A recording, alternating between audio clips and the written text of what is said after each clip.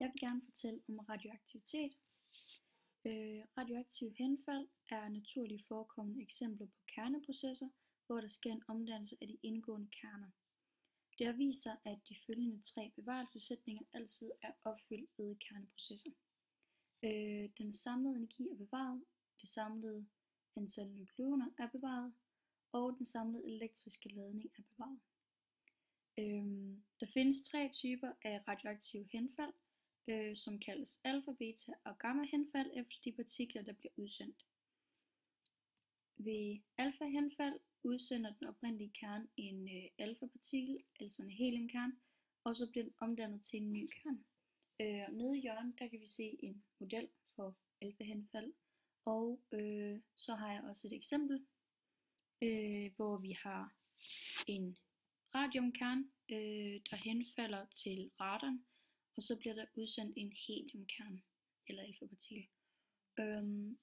Og vi kan se, at bevarelsessætningerne er opfyldt, fordi nukleontallet er bevaret, i det at der på den ene side er 135 nukleoner, og på den anden side er der 131 plus 4 nukleoner, som jo giver det samme.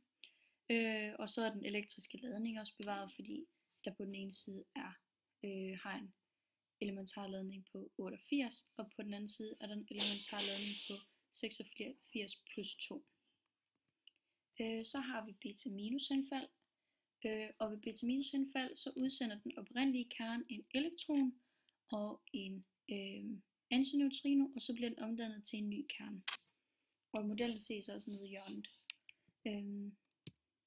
Et eksempel på beta-minus henfald kan være, at vi har en urankerne, som omdannes til neptunium,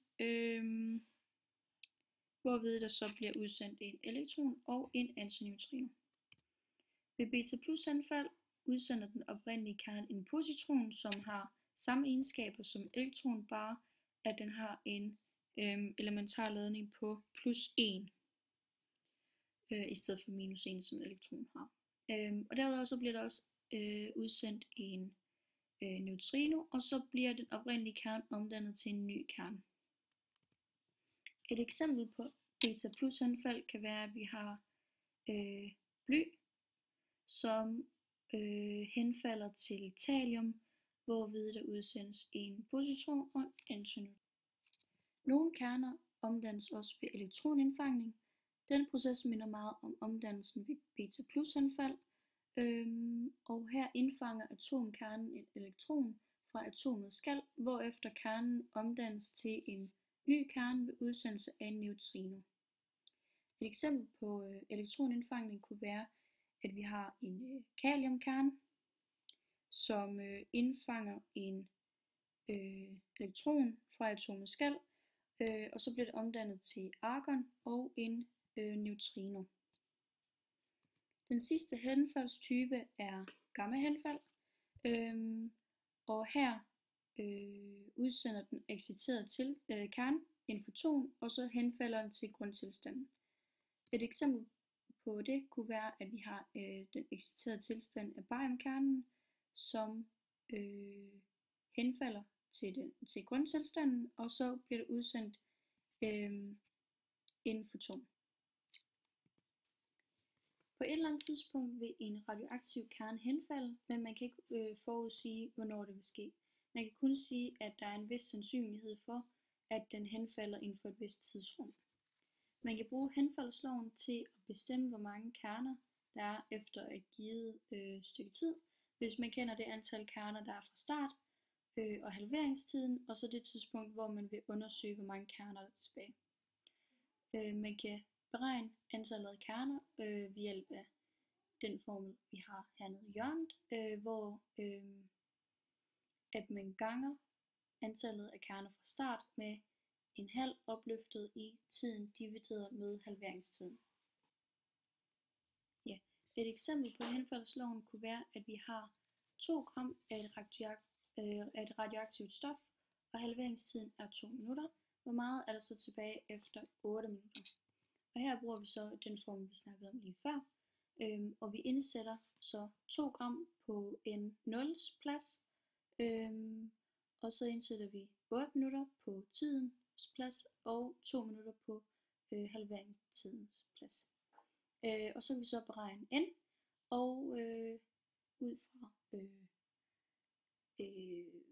formlen heroppe, der kan vi så se, at der efter 8 minutter er 0,25 gram tilbage. Hvor lang tid går der så før, at der er 0,01 gram tilbage?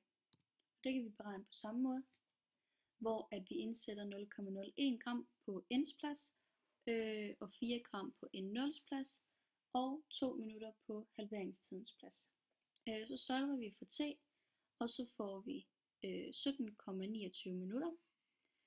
Så efter de her 27,29 minutter, 17,29 minutter, er der så 0,01 gram tilbage.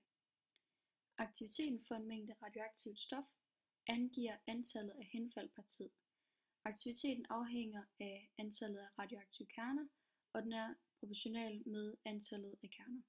Oppe i hjørnet, der kan vi se en formel, hvor man også kan beregne aktiviteten, og den er så lige med henfaldskonstanten gange mængden af kerner. Henfaldskonstanten den angiver antallet af henfald per tid per kerne.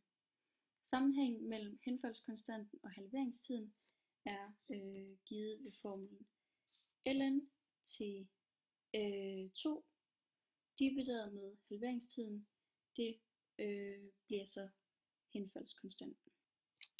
Aktiviteten den kan også beregnes ved hjælp af aktiviteten til tid 0 og halveringstiden, og den kan man se hernede i hjørnet, hvor aktiviteten er lig med aktiviteten til tid 0 gange en halv opløftet i tiden divideret med halveringstiden. Ja, så er der også to andre processer, hvormed en kerne kan reagere. Vi har fission og fusion. I en fusion smelter to lette kerner sammen til en tungere kerne, og bindingsenergien per nukleon bliver større, og herved så vil den samlede masse blive mindre. I en fission spaltes en tung kerne til to eller flere lettere kerner, og her er bindingsenergien per nukleon også større, og derfor vil den samlede masse blive mindre. Godt. Fission bruges i kernekraftværker og i atombomber, og et eksempel det kan være, at vi har en neutron, som rammer en urankerne, hvorved den bliver spaltet til to lettere kerner og 3 neutroner.